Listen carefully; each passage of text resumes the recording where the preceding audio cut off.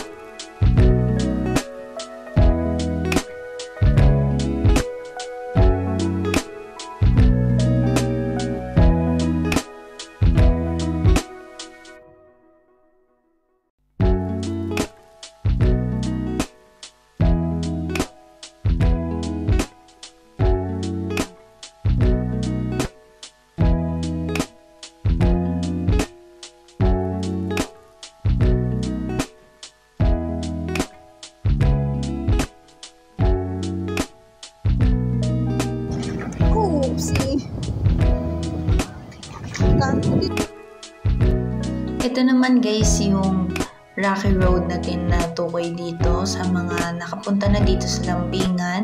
Pinakadelikado to kasi pataas siya. Talagang mahihirapan ka talagang makakyat. Mag-iingat kayo sa part na to.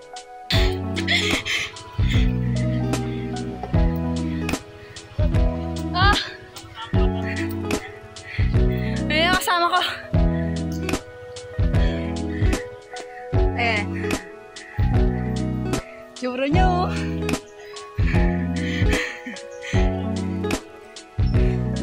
Hinga muna tayo bago tayo umalis.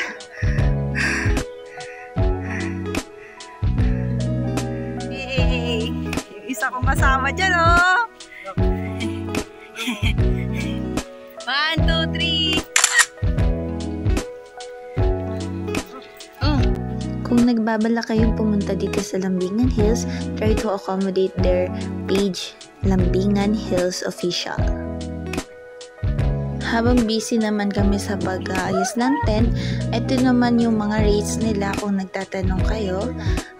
Entrance fee for day tour, 7 AM to 5 PM. Para sa mga adult, 100 pesos. Para sa mga kids naman ay 50 pesos. Pag mag-overnight naman kayo, 2 PM to 12 noon. Para sa mga adults ay 200 pesos. Sa kids naman is 100 pesos.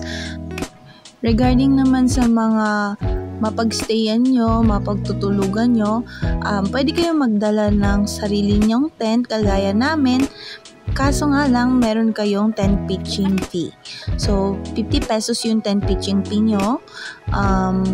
Meron din silang mga accommodations like triangle kubos, meron naman silang kubos, at saka meron sila yung para siyang house na merong mga sockets. So, try to accommodate their page kung magkano yon.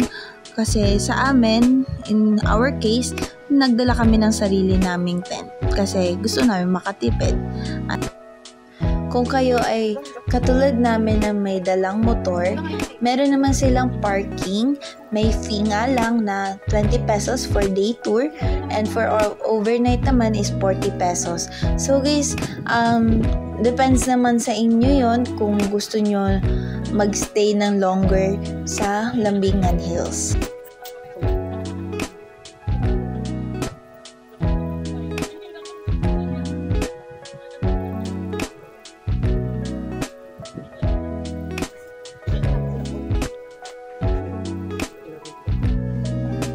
At this time naman guys ay syempre nagpapahinga na kami ng partner ko. So ayun, very grateful ako kasi pinasyal ako dito ng partner ko at siya nag-aya mismo sa akin para ma-refresh daw yung aking minds and hindi ako ma-stuck up sa bahay at syempre hindi ako ma-bored. So ayun guys. So guys, nung pumunta kami dito sa Lambingan Hills, nirecommend lang rin to ng friend ng aking partner. So, thank you, friend of my partner. Ayan. So, guys, dito sa Lambingan Hills, makakapag-refresh kayo, makakapag-relax kayo, and also yung pinaka-aabutan nyo dito yung clouds.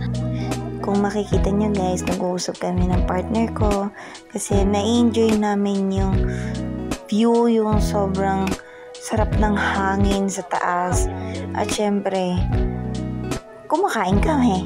At the same time, nagde-decide na rin kami sa mga plans regarding sa travels. Syempre, nilalaanan rin namin ng time para sa relasyon namin. Syempre, ganun talaga. Kailangan ng time para sa partner. Bawat isa, syempre, kailangan yon para maging stronger kayo. At syempre, huwag niyong kakalimutan guys na build your trust, love, and syempre, respect. Yung tatlong yan, kailangan na apply niyo yan sa relationship. So, ayun guys. Hope you enjoy.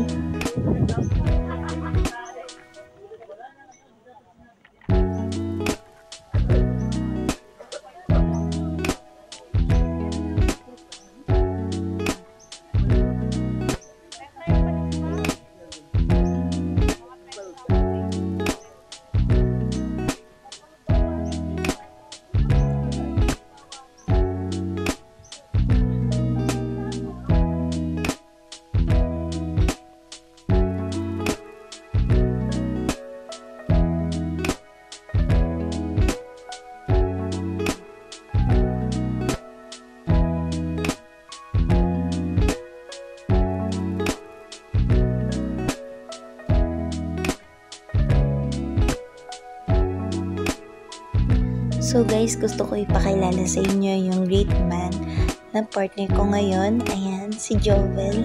Sobrang patient and very trustworthy and very respectful. So ayan guys, so grateful kasi na dumating siya sa buhay ko kasi siya talaga yung nagpapakalm sa anxiety ko. As sobrang tagal ko na nawala sa vlogging. Syempre gagawa ko ng episode yon kung bakit ako nawala sa vlogging sa industry natin.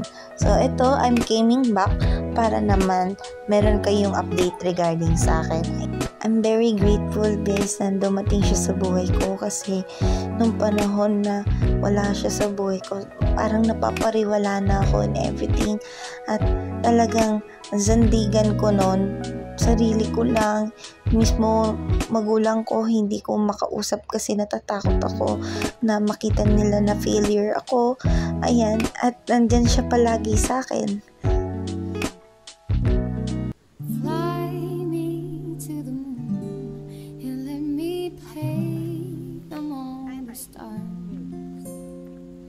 Let me see what spring is like on Jupiter and Mars. In other words, hold my hand. In other words, baby, kiss me. Fill my heart with song and let me sing forevermore. You are all I long for, all I worship and adore. In other words, please be true. In other words, I love you. Da, da, da, da, da, da, da, da, da, da, da, da.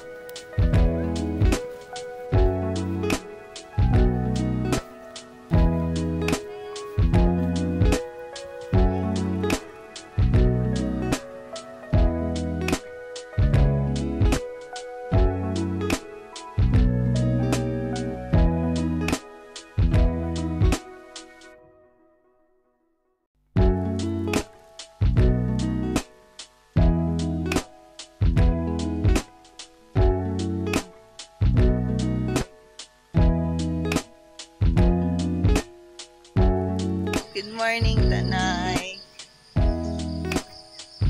Grabe yung fog dito, guys. So, ang fog dito. So, ayan. Ito yung tent namin. Sobrang maulan kanina madaling araw. Hindi.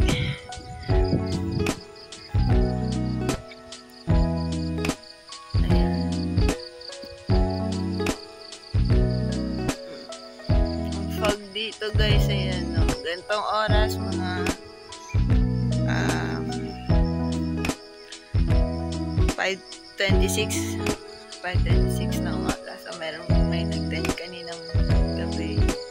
Meron nag-tent doon sa dulo. Ayan.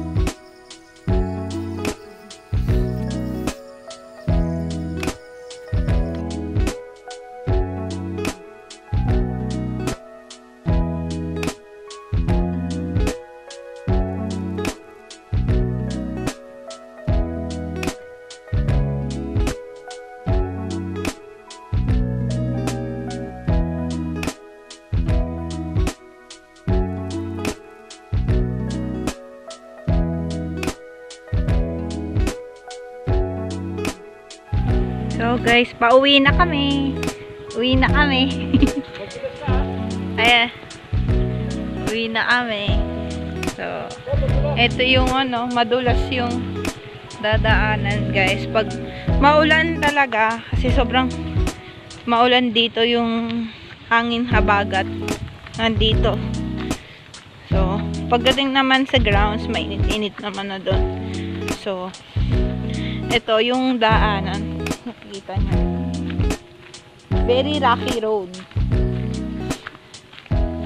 Kaya mag-ingat kayo kung pababa na kayo kasi pwede kayong madulas. At pipiliin nyo yung aapakan nyo kasi madulas nga. Yan, pipiliin yung medyo safe kayo, yung medyo mabato-bato para may kakapitan yung sinelas nyo, yung sapatos nyo. Dahil ano, pag ganon-ganon siya, yung banda dito rocky road na siya, pero paglabas nyo naman doon patag na yung dinadaanan. So kung nakita nyo yung papunta, yun. Yan. Pababa ako, pinapainit ng kasama ko yung kanyang motor para makauwi na kami. So, ayan. Ay.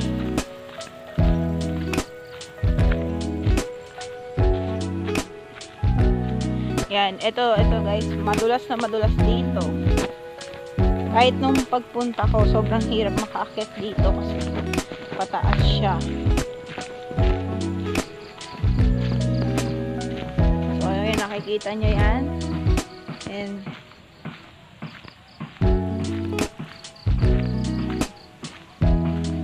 ayan, sobrang matarik dito. Kaya pipiliin nyo lang talaga yung lalakaran nyo. At ako'y naglalakad kasi hindi kaya ng motor yung pressure ng paakyat baba dito. So ayun, lalakarin lang naman natin to guys, para naman hindi na mahirapan. Ayan, medyo madulas na. Liin nyo lang talaga yung dadaanan nyo.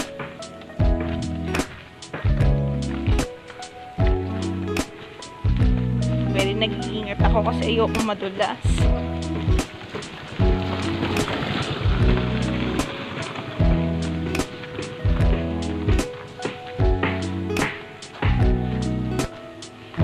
Ayun. Nauna na yung kasama ko.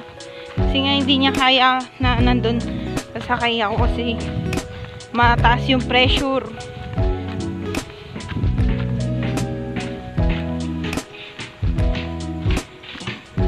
Very rocky road talaga rito.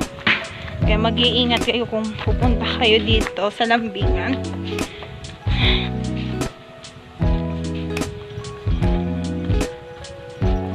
Yan. So, sasakay muna ako guys.